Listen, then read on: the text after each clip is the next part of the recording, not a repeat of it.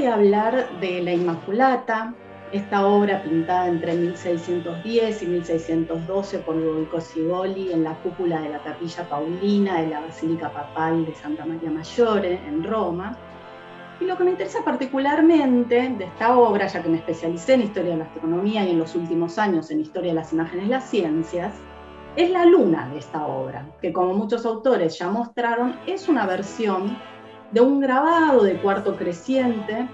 publicada por Galileo en su Mensajero de los Astros en 1610, en ese famosísimo escrito, donde el autor también muestra las primeras imágenes del registro de los satélites de Júpiter, pero que contiene también los grabados de la luna, que buscaban mostrar que los efectos de luz y de sombra sobre la luna eran picos y valles. Galileo Galilei y Sigoli se conocen tomando clases de perspectiva en Florencia y forjan a partir de ahí una duradera amistad. Eileen Reeves, en su libro Pintando los cielos, Ciencia y Arte en la época de Galileo, analiza esta obra de Sigoli y no la entiende solo como uno de los registros de los artistas en los debates, de los debates científicos de la época, sino que específicamente en torno a la cuestión de la sustancia lunar, lo que afirma la autora es que el enfoque de Galileo estuvo deliberadamente tomado de términos y técnicas desarrolladas por los propios artistas. Entonces, los artistas participaban a su vez en el debate que propone Galileo, lejos de solamente registrarlo. Era una época donde proliferaban los tratados que eran guías para los pintores con preceptos sobre perspectiva, color y composición, pero que también contenían rigurosas explicaciones físicas y ópticas. Veamos, por ejemplo, el ejemplo de la técnica usada por los artistas para representar la luz secundaria, que es esa iluminación tenue que ocurre cuando una fuente de iluminación es reflejada por una superficie y dispersada sobre una segunda superficie. Galileo usa esta noción de luz secundaria de los artistas para argumentar que la Tierra opaca era capaz de reflejar la luz del Sol y a veces impactar en la superficie lunar. Es eso lo que explicaba que en distintas fases de la Luna se pudiese ver inclusive la parte que no estaba iluminada directamente por el Sol. Los artistas que venían pensando en cómo pintar ese tipo de luz secundaria en los espacios interiores se podían involucrar también entonces directamente en los debates astronómicos. Para Galileo, mostrar que la Luna era capaz de enviar esa luz al espacio, dice Reeves, era ponerla a bailar junto a los demás planetas que se avistaban desde la Tierra e igualarla a la Luna, que también reflejaba el Sol.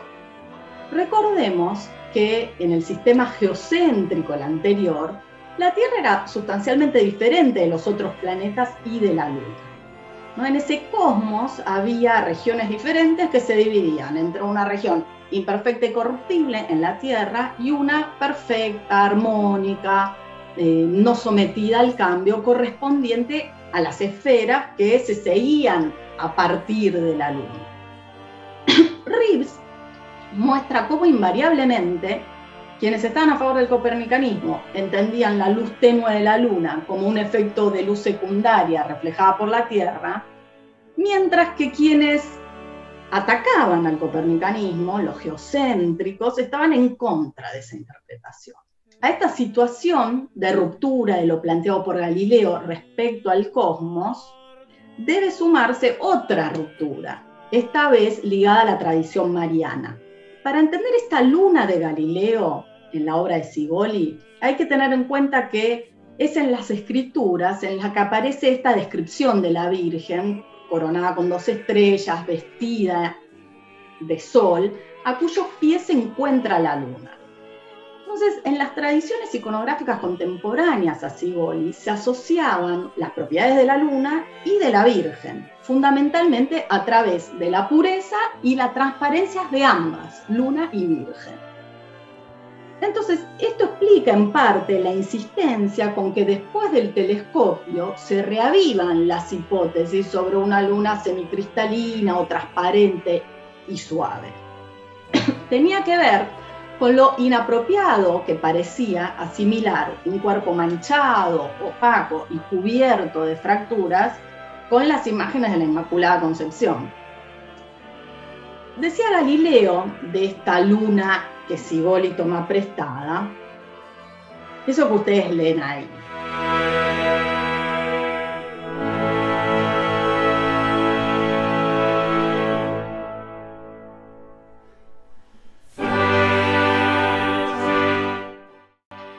Son muy interesantes los rasgos pictóricos de las contestaciones a Galileo que comenta la autora. Por ejemplo, a Galileo le respondían que el relieve era una ilusión, como la que generan los pintores en sus telas, cuando ya sea por pigmentos o por materias desparejas en la composición de la superficie lisa, se ven estas disimilitudes. O bien que las rugosidades estaban cubiertas, por ejemplo, le decían a Galileo, por una materia lisa, transparente, de una materia similar a las otras esferas del sistema geocéntrico. Inclusive le decían que esta cuestión de las sombras cambiantes en apenas unas horas sobre la superficie lunar era otra ilusión, como cuando un pigmento sobre la tela cambia su tonalidad según el ángulo de visión del que observa. Galileo respondía a eso que esto no era posible, que no veíamos esos cambios de ángulos respecto de la cara visible de la luz. Eso me hizo recordar una observación que hace Piroska Suri, otra colega estudiosa de las imágenes astronómicas también, cuando menciona el caso de la luna estereoscópica de 1858 de Warren, este objeto que ustedes ven ahí, que crea 3 dimensiones, inclusive allí donde nuestra paralaje, como bien señala Galileo, no nos permitiría ver esas 3 dimensiones en la superficie lunar. Nuestros ojos no podrían captarlo. De hecho, la diferencia entre estas 2 imágenes no es una diferencia de posición entre 2 ojos, sino que son imágenes tomadas en distintos momentos del año, con un lapso temporal. Entonces, en este proceso de discusión sobre la naturaleza lunar, en el que la obra de Sivoli es un eslabón, la luna adquiere y pierde intermitentemente su transparencia, su pureza, y se vuelve más opaca. A su vez, la imagen de la luna va perdiendo algunas asociaciones de significados con cierta iconografía religiosa, pero va ganando otros, como queda clarísimo en la obra de Sivoli. Nidia Pineda, que ha estudiado justamente la circulación de mapas de la luna durante el siglo XVII, como artefactos culturales y atendiendo a las prácticas de publicación de la época, ha mostrado la importancia del estudio de la cultura impresa para entender el significado de las selenografías que circulaban en el siglo XVII posteriores a las famosas lunas de Galileo. Mostró cómo el lenguaje visual acerca de las imágenes de la luna no solo estuvo basado en debates disciplinarios de la astronomía, sino conformados